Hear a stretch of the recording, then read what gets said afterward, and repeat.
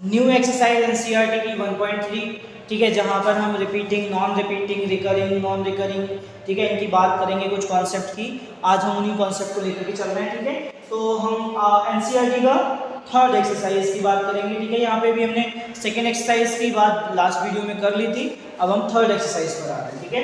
और यहाँ पे जो कॉन्सेप्ट है real number and their decimal expression, मतलब रियल नंबर उनके डेसिमल एक्सप्रेशंस हैं उनको नंबर लाइन पर रिप्रेजेंट करना, या फिर ये पता करना कि कौन सा रिपीटिंग है, नॉन रिपीटिंग है, रिपीटिंग में क्या होगा, नॉन रिपीटिंग में क्या होगा, आपका जो टर्मिनेटिंग है या फिर नॉन टर्मिनेटिंग है, इन सभी कॉन्सेप्ट को अब यहाँ पे समझेंगे। चलिए तो स्टार्ट करते हैं, मेरा टाइम को वेस्ट किए हुए, ठीक है। चलिए बात करते हैं क्वेश्चन नंबर, एक क्वेश्चन है यहाँ पर अंडर 5 या 10/3। बात करता हूँ मैं 10/3 की। जरा इस वाले कॉन्सेप्ट को देखिए, अगर मैं इसे डिवाइड करना स्टार्ट करूँ 3 से 10 के लिए, तो 3 3 जा 9, ठीक है। यहाँ पे 1 बचेगा, फिर 0, यहाँ पे पॉइंट लगा देंगे तो 0 आ जाएगा। फिर वापस से 3 3 जा 9, फिर 9 आया, फिर 0, ठीक है, फिर 3 आया, फिर 9 आया, फिर 0, ठीक है, फिर 3 आया, फिर 9, फिर 1, फिर 0, फिर 3, फिर से 9, फिर 1, फिर 0, फिर 3, एंड सो ऑन। कंटीन्यूअस चलेगा, आप जब तक निकालेंगे ना तब तक यही चलता रहेगा, रुकेगा ही नहीं कहीं पर। तो ये हमारे को अब यहाँ पे मैं 2-3 कॉन्सेप्ट देख रहा हूँ, ठीक है। पहले मैंने ये लिया, इसका आंसर जो आया है वो आया है 3.333 एंड सो ऑन। अब एक नंबर और लेते हैं, एक नंबर और है हमारे पास 7/8। मैं 7/8 लेता हूँ, जरा 7/8 को समझेंगे 8 से। 8 से डिवाइड करना है मुझे 7 के लिए। चलिए करते हैं, स्टार्ट करते हैं। 8 से नहीं जा सकता, 0 लगाएंगे, पॉइंट लगा देंगे, ठीक है। तो पॉइंट लगाने से क्या होगा, 0 बढ़ जाएगा। 8 8 जा 64, यहाँ 64 हो गया, कितना बचा, 6 बचा, 0 आ गया, ठीक है। 8 7 जा 56, 56 4 आ गया, 0 आ गया, 8 5 जा 40, तो यहाँ पे 0 हो गया, यहाँ पे कुछ भी रिमाइंडर नहीं बचा, यानी कि आंसर कितना आया है 0.875। अब हम एक क्वेश्चन और लेते हैं, यहाँ पे एक क्वेश्चन और समझेंगे, ठीक है। इस क्वेश्चन को मैं यहीं पे नोट कर देता हूँ, 1/7, 1/7। अब चलिए डिवाइड करते हैं 7 से 1 के लिए। तो यहाँ पे देखो क्या क्या आ गया, 0.0 आया, 1 लगाया, 7, यहाँ से बचेगा 3, 0 आया 4, ठीक है। यहाँ पे कितना आ जाएगा 128, 2 बचेगा 0, ठीक है। तो यहाँ पे 2 आएगा, 7 2 14, 6 0, फिर 8 आएगा, फिर 56 4 आएगा, 0 5 आ जाएगा, और यहाँ 35 के बाद यहाँ 5 बचेगा, फिर 0 एंड वापस से 7 आएगा, और यहाँ पे आएगा 49 और ये 1। तो देखिए 1 स्टार्टिंग वाला था, फिर से 1 आ चुका है। मैं इसमें अगर आगे की बात करूँ तो आगे भी इसी तरह से 0 बढ़ाएंगे तो यहाँ पे 1 आ जाएगा, फिर यहाँ पे 7 आएगा, 3 बचेगा, ठीक है, 30 हो जाएगा, फिर ये 4 आएगा, तो रिपीटेशन स्टार्ट हो गया, ठीक है। देखिए नंबर 1 आया था, फिर 4 आएगा, फिर 2 आएगा, फिर 8 आएगा, फिर 5 आएगा, फिर 7 आएगा, यानी कि यहाँ पर जो आंसर आया है वो आया 0.1428571 कर सकते हैं, ठीक है। और इन्हीं नंबर्स का रिपीटेशन, मतलब सेम नंबर्स आते जाएंगे, इसी टाइप से हम चलाते जाएंगे, ठीक है। तो इनको हम क्या क्या बोलते हैं और कैसे इनको डिनोट करते हैं, तो देखो बात करते हैं यहाँ पर। अच्छा हाँ, ये चीज और याद रखिएगा कि मैंने पूरा कॉन्सेप्ट यहाँ पे सॉल्व कर लिया है, ठीक है। तो आगे सॉल्व आते हैं। अब बात करते हैं कि यहाँ पे क्या क्या कॉन्सेप्ट किस तरह से हो रहा है। तो देखिए यहाँ पर जरा हम इस वाले में आंसर में देखें तो एक ही नंबर का रिपीटेशन हो रहा है, बार बार एक ही नंबर का रिपीटेशन हो रहा है। क्या ये डिजिट कहीं पर जाकर के रुक सकती है? क्या कोई ऐसी जगह है या कोई ऐसा प्लेस है जहां पर जाकर 3 रुक जाएगा? मतलब नॉन टर्मिनेटिव हो गया, यहाँ पर इसे देख रहे हैं तो ये पूरा यहीं तक लास्ट हो गया, ठीक है। इसे बोलेंगे हम टर्मिनेटिव। अब जरा इस वाले को देखते हैं, तो इसको देखो जरा थोड़ा सा, टर्मिनेटिंग तो नहीं है, नॉन टर्मिनेटिंग तो है, लेकिन इसमें एक रिपीटेशन स्टार्ट हो रहा है, मतलब ये एक तो नॉन टर्मिनेटिंग होगा, नॉन टर्मिनेटिंग होगा, और एक रिपीटेशन भी है, ठीक है। तो रिपीटेशन में क्या होगा कि इसको हम लिख देंगे रिपीटिंग, रिपीटिंग ब्लॉक, एक रिपीटिंग ब्लॉक भी है, तो यहाँ पे रिपीटिंग लिख दीजिए, बस ब्लॉक मत लिखिए, ठीक है। रिपीटिंग वैल्यूज भी हैं तो ये कॉन्सेप्ट हो गया। अच्छा, अब हम एक सिंपल लैंग्वेज में समझ लेते हैं। अगर हमारा नॉन टर्मिनेटिंग होगा तो उसका रिमाइंडर कभी भी जीरो नहीं होगा।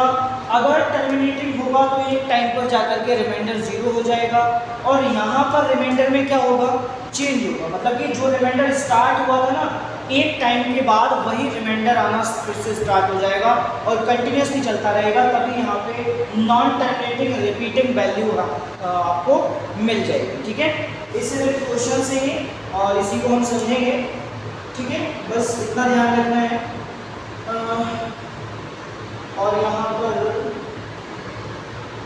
रिपीटिंग बोल सकते हैं, रिकरिंग बोल सकते हैं, वर्ड रहता है रिकरिंग।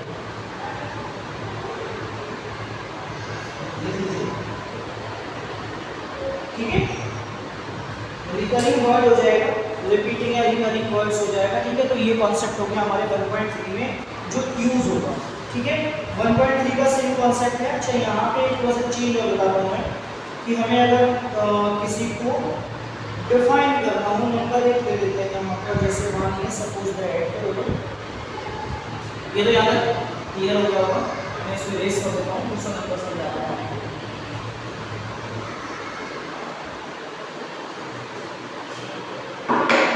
देखिए, क्वेश्चन नंबर मैं यहाँ पर ले रहा हूँ 9, या फिर मैं 1 ले लेता हूँ, अपनी तरफ से ही संभाल लेता हूँ। 0 या फिर 1/3 ले लीजिए। अगर हम इसको डिवाइड करें तो कुछ इस तरह का आ जाएगा 0.33। ठीक है, 33 चलता रहेगा। इसको हम लिखते कैसे हैं, इसको लिखते हैं 0.3 बार। ठीक है, ये जो बार है ना, ठीक है, इस बार का मतलब होता है कि ये 3 का रिपीटेशन हो रहा है यहाँ पर। ऐसे ही 7 वाले में 1/7 वाले लिख सकते थे 0.142857, इस पर बार लगा सकते थे, इसको ऐसे छोड़ सकते थे। ठीक है, तो ये बार होता है। अब मैं इस वाले को उठा रहा हूँ और आंसर आपको ये वाला लाके दिखाऊंगा कि आंसर कैसे आएगा। सपोज तो यहाँ पे आप लिखिए लेट x = 0.3। ठीक है, 0.3, और यहाँ पे अब देखो यहाँ पे रिपीटेशन कितना है, मैं इसको ऐसे लिख रहा हूँ, रिपीटेशन कितना है इसमें 0.3। ठीक है, तो 0.3 की बात करते हैं। यहाँ पर केवल एक ही डिजिट है जिसके बाद रिपीटेशन शुरू हो रहा है, तो यहाँ पर भी सेम कॉन्सेप्ट रखना है आपको। अगर इस टाइप का मिले ना तो उसमें केवल आप 10 से मल्टीप्लाई कर दीजिएगा।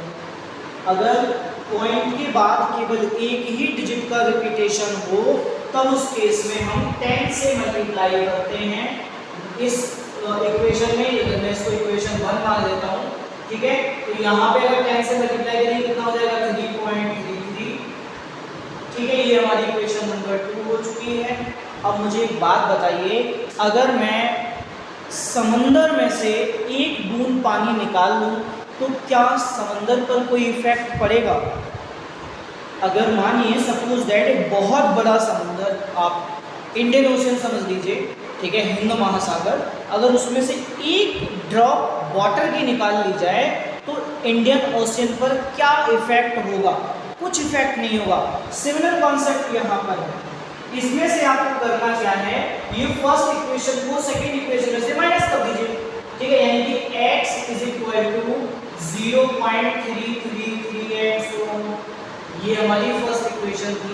माइनस करते हैं, माइनस करने के लिए साइन माइनस हो जाएगा, ये साइन माइनस हो जाएगा, यहाँ से बचेगा 9x और यहाँ से बचेगा 3, यानी x = 3/9, यानी x = हो जाएगा 1/3। यहाँ तक कोई कंफ्यूजन? आपका आंसर क्या था? 1/3 था, 1/3 आ चुका है। ठीक है, ये तो कॉन्सेप्ट हुआ ये। अच्छा, अब एक कॉन्सेप्ट और लेते हैं यहीं पर, जरा उसको देखेंगे हम।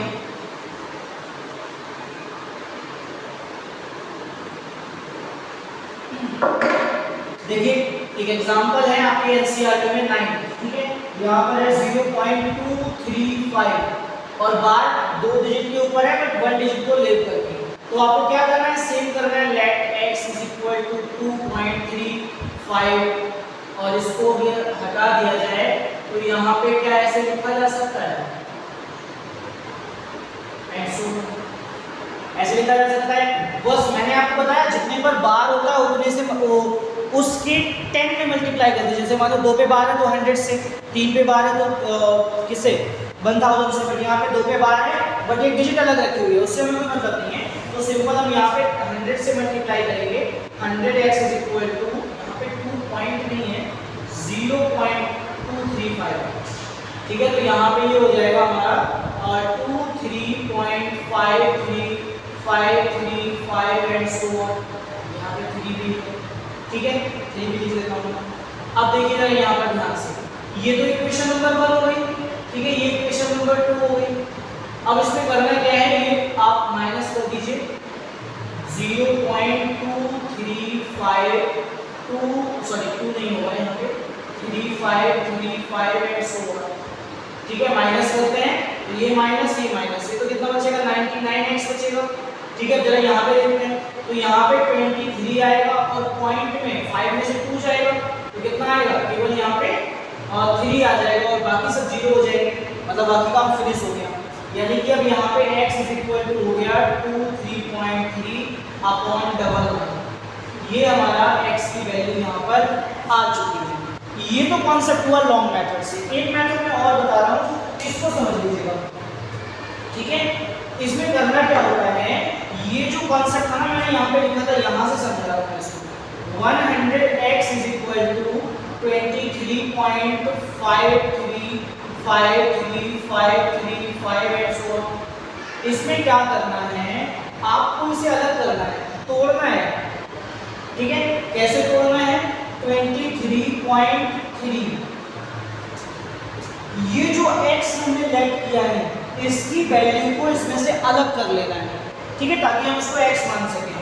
और प्लस में लिख सकते हैं 0.3535 एंड सो ऑन। तो ये हो जाएगा 23.3 प्लस x, और इधर 100x चल रहा है, 100x चल रहा था, 100x minus x is equal to 23.3, x 99x is equal to 23.3, यानी x इज इक्वल टू 23.3/11।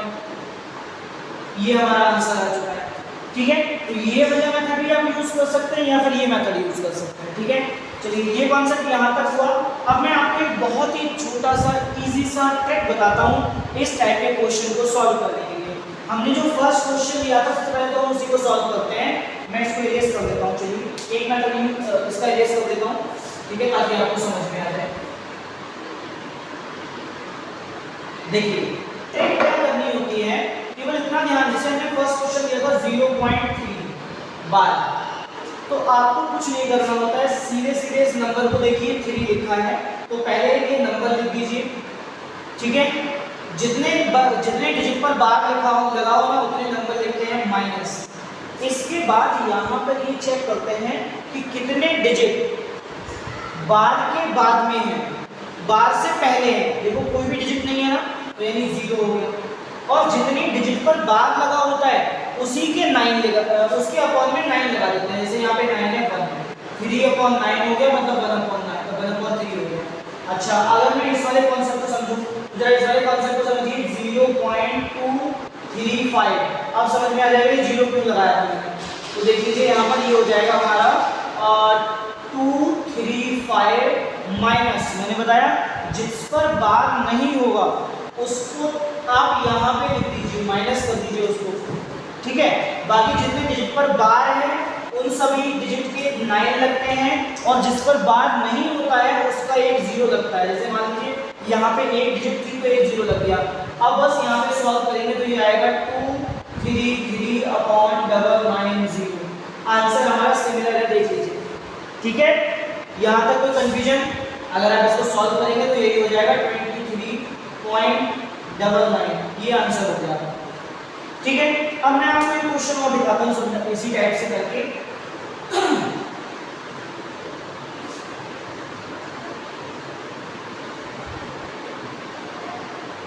देखिए यहाँ पे कॉन्सेप्ट समझने वाला है कि अगर मैं बात करूँ 0.14142,857 इस वाले कॉन्सेप्ट की बात करते हैं।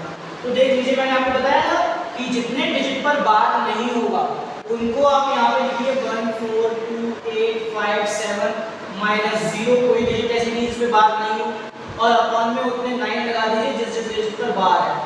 1 2 3 4 5 6 1 2 3 4 5 और एक ये 6। बस हमारा आंसर हो गया 1 4 2 8 5 7 अपॉन 9 9 9 9 9। और इसको सॉल्व करेंगे तो ये 1/7 के अप्रोक्सीमेट आ जाएगा। यही तक हमारा आंसर होगा। ठीक है, यहाँ तक किसी की कोई कंफ्यूजन? बिल्कुल क्लियर हो गया होगा। अब चलिए इसी के 1.3 के हम कुछ क्वेश्चंस ले लेते हैं। 1.3 के क्वेश्चन नंबर 1 केवल आपको इतना बताना है टर्मिनेटिंग और नॉन टर्मिनेटिंग। ठीक है, बहुत इजी सा कॉन्सेप्ट है। 36 फर्स्ट है 36 अपॉन 100। तो देख लीजिए 0.36 हो गया, क्या रहेगा? नॉन टर्मिनेटिंग हो गया, टर्मिनेटिंग। क्या रिपीटिंग है इसमें? कुछ भी रिपीटिंग नहीं है, तो केवल टर्मिनेटिंग हो गया। अच्छा, सेकंड की बात कर लेते हैं यहाँ पर 1/11। अगर हम इसको देखेंगे तो ये अप्रोक्सीमेट कितनी वैल्यू आएगी? अगर हम इसको डिवाइड करेंगे, चलिए 11 को 1 से डिवाइड कर 0.0 हो जाएगा, फिर एक 0 लगाना पड़ेगा, यहाँ पर 0 आएगा और यहाँ 99 आएगा, यहाँ 1 बचेगा 0, यहाँ पे 9 आ जाएगा, फिर एक 0, फिर एक 0, फिर यहाँ पे 99 आएगा और ये फिर 1, फिर डबल 0, फिर यहाँ पे 9, फिर एक 0, फिर डबल 9, फिर 1 0, फिर यहाँ पे 9 और यहाँ पे आपका 0 99 और ये फिर 1, यानी कंटिन्यूसली ऐसे चलता रहेगा।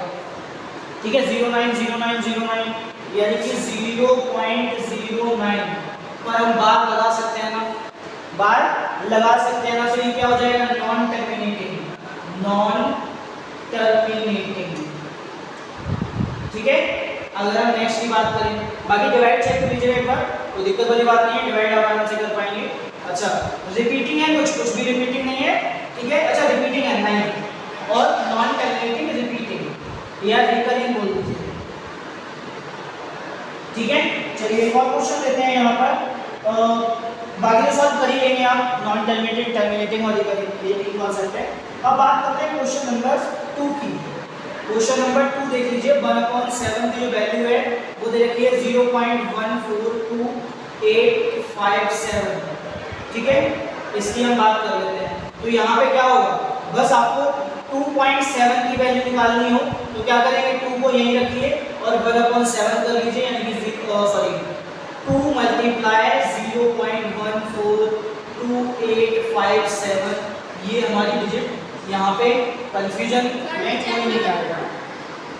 ठीक है, यहाँ पे 3/7 भी कर सकते हैं आप, मान लीजिए 3/7, 3 मल्टीप्लाई 1/7 हो जाएगा, इज इक्वल टू यहाँ पे 3 इंटू 0.142857 यहाँ पे आ जाएगा और कंटिन्यूसली यहाँ पे मल्टीप्लाई तो आप कर ही लेंगे इजीली। ठीक है, तो चलिए आज के लिए हम यहीं तक रखते हैं, नेक्स्ट वन पे इससे आगे कॉन्सेप्ट की बात करेंगे। ठीक है, इसके क्वेश्चंस की बात करेंगे।